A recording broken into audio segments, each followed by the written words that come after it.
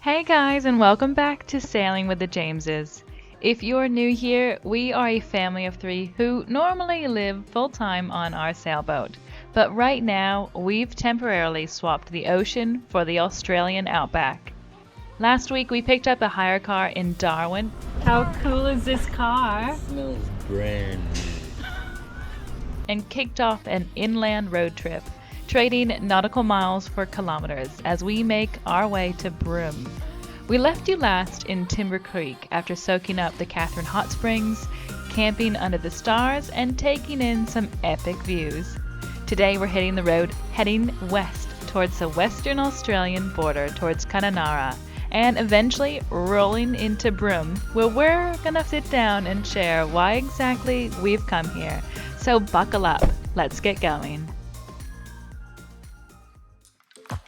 After checking out the epic views in Timber Creek, we are back on the road, and just up ahead is a big milestone in our trip, the Western Australia border. As we get closer, you'll start to notice more and more of these strange-looking trees popping up. They are called Boab trees, and they are iconic to this region. These trees can live for over thousands of years and store thousands of liters of water in their huge trunks. You will usually only find them here in the Kimberley, which makes them a true symbol of the Outback. But a really fun fact is that there's even one planted all the way over on the east coast in the Whitsundays at Airlie Beach. It was brought over from the Kimberley in 2009 and has become a local landmark. It's a little piece of the Outback right by the sea.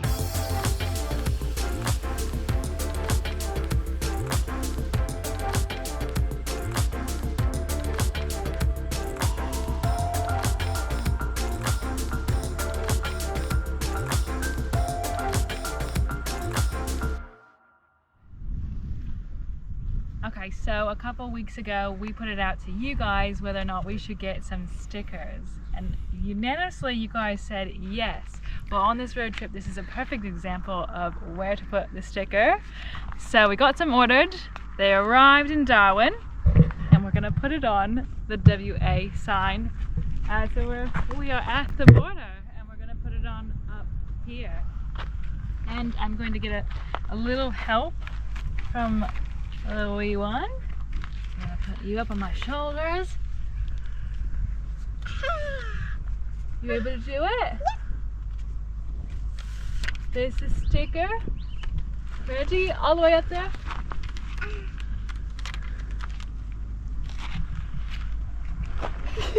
I can't reach it. Can't reach it. Maybe down here. Maybe down here. Maybe there? Maybe here. Yeah, go for it. I can't reach it. I can't reach it. Alright, we're gonna make sure we put it right way up there, like that. Here you go. Take it. And then maybe here. Yep. Perfect. That's Emma. One of the best things about being at the WA border is we've been traveling, we've been getting a little bit tired, so if you want to get rejuvenated, all you need to do is this. I am now an hour and a half younger. Hour and a half older. Hour and a half younger. And then Yeah, we're going to go back in time an hour and a half. Let's do it. After leaving our mark on the Western Australia border sign, we joined the line of cars waiting to be checked before crossing over the border. At the quarantine stop, vehicles are searched for fresh fruits, vegetables, honey, and even things like whole walnuts, which are then confiscated to help protect WA's agriculture. A really fun fact is that WA has some of the strictest biosecurity laws in the world. It's pretty neat. Around 60% of the state's economy comes from agriculture and mining, so they're really serious about keeping pests and disease out. Another interesting fact about this particular border checkpoint here at Kununurra is it is one of the busiest quarantine stations in Australia, with thousands of cars and trucks passing through each week. With our car cleared, it was time to officially roll on into Western Australia.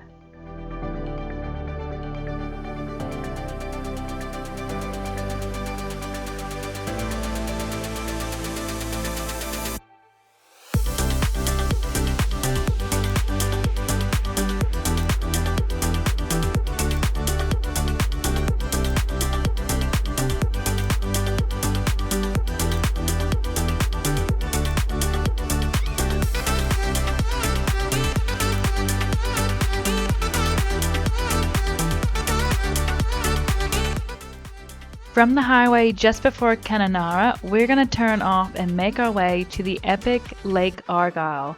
This is an absolutely humongous lake out here in WA. And it's wild to think that this is actually a man-made lake created by damming the Ord River back in the 1970s, and now it's so big that it's actually classed as an inland sea. To give you an idea of scale, it's about 18 times the size of Sydney Harbour. It's absolutely massive. And these days you can rent houseboats, go sailing, fishing, camping, or just explore the trails around the lake. And we are going to go off-roading to one of the lookouts where the views are seriously next level. Oh, and also get this. Fun fact, Lake Argyle is home to more than 30,000 freshwater crocodiles, but don't worry, they are the friendly kind.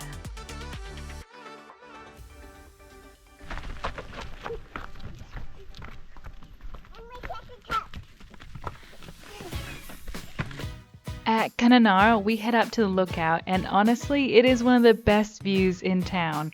It's the perfect way to get a feel at just how epic the East Kimberley is. For such a remote town, it's also crazy that the Coles, the local grocery store, is pretty much normal priced, which feels like a win when you're this far out.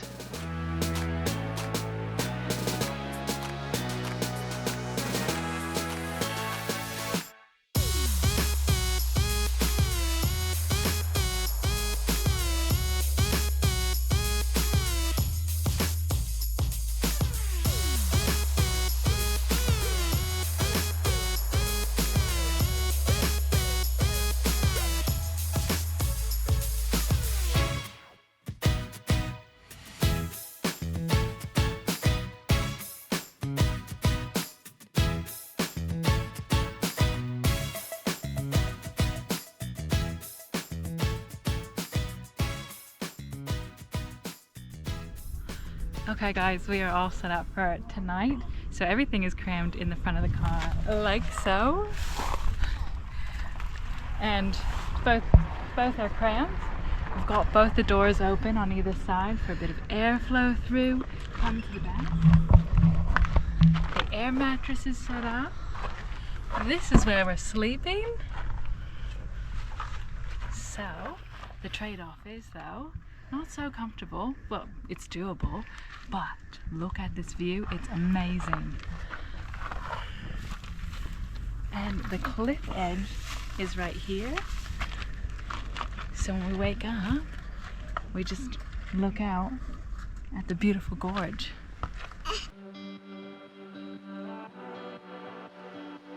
Welcome to the Nungabon Cliffs. We are camping right on the edge, and waking up to this view is just incredible. It also feels like we've scored front row seats to two of nature's best shows, sunset and sunrise, as we look out from our bed onto this beautiful horizon. What is even cooler is that these cliffs sit right on the boundary of two ancient geological zones, which means that the rock layers we're looking at are over 1 billion years old.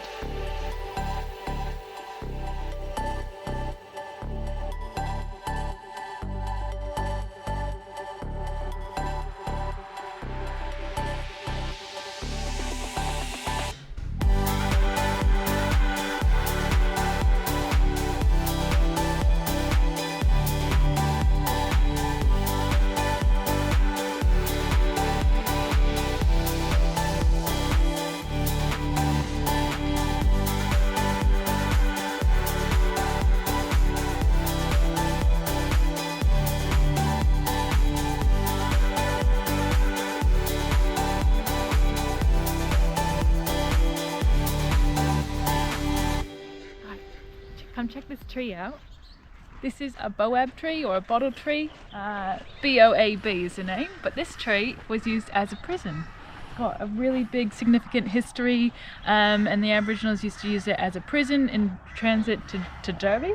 But this tree is super old and it still has its fruit on it. It's still alive, it's still kicking and happening today, and it's got a perimeter around it to keep the roots from being trodden on, to keep the tree alive. It's pretty cool.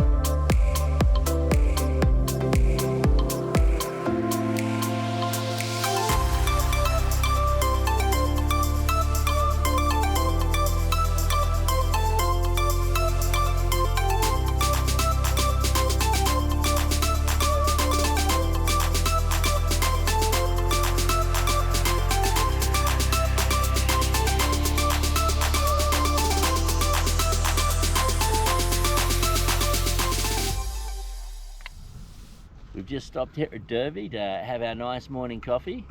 We got coffee in a can. It's actually really, really nice. We got it from Woolies, one of the major supermarkets here in Australia. It's really, really good. But we're here at Derby, and Derby's pretty interesting. It has the largest tides out of all the ports in Australia. So the spring tides here are 11.8 meters, which is absolutely huge. It's one of the largest in the world, but the largest tides in the world, fun fact for you folks, is actually in Nova Scotia, which is a 15-meter tide, which is absolutely massive. So the tide's going out at the moment, it's screaming past. It's really beautiful, really cool spot. There's even a termite mound floating down in the river. Yeah. And there's a train track. And there's a train track right here. Yeah, so this wharf used to do all sorts. So there's the old part of it that has the train tracks, like Charlie just pointed out, the railroad part. And then you've got the old part over there, and it must have done salt flats. It's got the conveyor belt over there, but they also used to do iron ore out of here as well. And fun fact, Dampier, the guy Dampier that came ashore, what Dampier is named after, he came in the 1600s, 16 something, and I didn't realize it was that long ago. It's just amazing how much you learn. Yeah, Dampier, 1600. And now for the final stretch, Derby to Broome. This is also the moment I feel like a lot of you have been waiting for. The reason we jumped in a car and drove almost halfway across the country from Darwin to Broome. And no, it's not for the iconic Broome mango beer or for the camel races on Cable Beach. Though, let's be honest, both of those sound pretty tempting.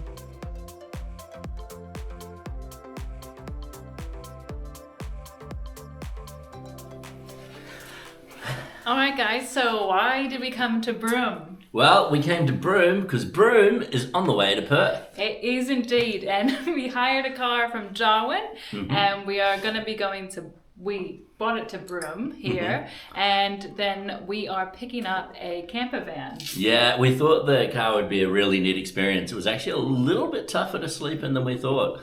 And after 4 nights now, I think that was enough. So so we've got a hotel here in Broome to have a little bit of a rest, and then we pick up the camper and we're heading down to Perth. Why are we going to Perth? Well, one of the things that we've struggled with for quite a while, and I think everyone struggles with it in their own way, is when is enough money enough? And I'm early 40s, like Kate's late 30s, and we thought maybe we did have enough to retire, and we've decided that to live the life the way we want to live it and for the type of future that we want to provide for our daughter Charlie, we're just a little bit short the way inflation and everything is going up. And so a really great work opportunity has come up for Sam, and for that work opportunity, Sam is a mariner by profession, and for the work opportunity that has come up, there's a thing called dynamic positioning, and so Sam needs to go down to Perth to a place down there that does simulations, and he's going to be doing a DP course at dynamic positioning. So with all the tickets, they all last about 5 years, and with this going around the world, we were quite happy. Well, I was quite happy. A lot of them were going to expire, and I was never going to have to go back to work again. And so we've made the really tough decision to keep them valid just a little bit longer. This job opportunity came up while we were up in Darwin, and it's a great offer. It's actually quite a fun job, and it will definitely help with our future plans and money savings. So yeah, I just need to get this ticket first to revalidate everything. And then we'll be off doing that. So it'll be month on, month off work, and I'm talking with them about working a little bit less than that and just doing fill in here and there. And then, so hopefully I'll only have to work a couple of months a year. So we'll still be off adventuring and living this kind of lifestyle, which we're really excited about. Yeah.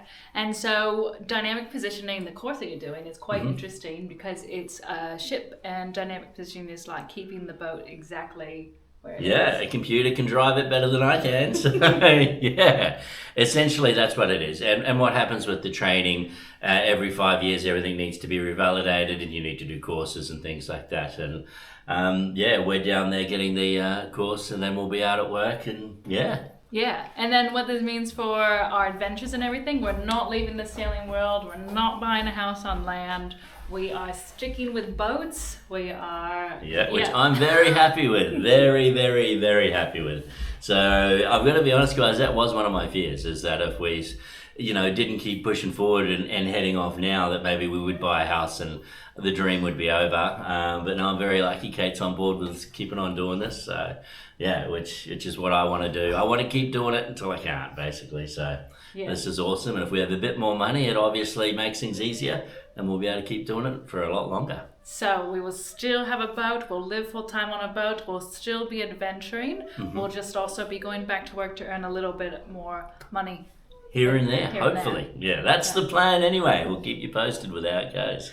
So the big question, why did we come to Broome? Came to Broome to pick up a campervan. We're going down to Perth, and we're going on a family holiday down to Perth. Yeah.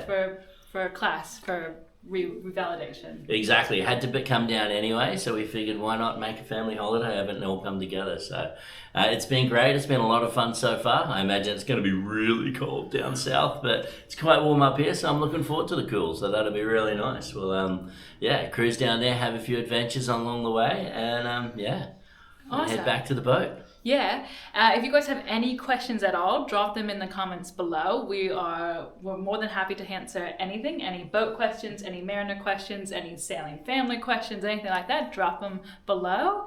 And that's it for today's video. Thanks for watching. Yeah, that's it, guys. And so hopefully the most I'll be going back to work is 50-50. So equal time on, equal time off. And at this stage, we're looking at a lot less than that. Only going to work 2, maximum 3 months a year. Yeah, so definitely still living the lifestyle, just sort of heading off here and there to top the bank account. Yeah, that's up, yeah. And get more toys. It's all about the toys, trendsetters. It's all about the toys. Yeah. So we're both divers. We want to get some dive equipment and a few other bits and pieces as well. Get off the survivor diet, have some steaks, and be a bit free with money, be great. And that does bring me to another question everyone has been having is, what are we doing next in terms of boats? That you'll have to stay tuned for. There's things that aren't finalized yet. Not yet. So there's still a big surprise coming for everyone on what we're doing there. But the first half of that is going down to Perth. Yeah. Bye, everyone. See you. A massive shout out to our amazing Patreons. Thank you guys so much. We couldn't do this without you. If you are interested in joining the J Crew and helping to support production, the link to our Patreon is in the description box below. Thank you so much again for watching, and we will see you all same time next week.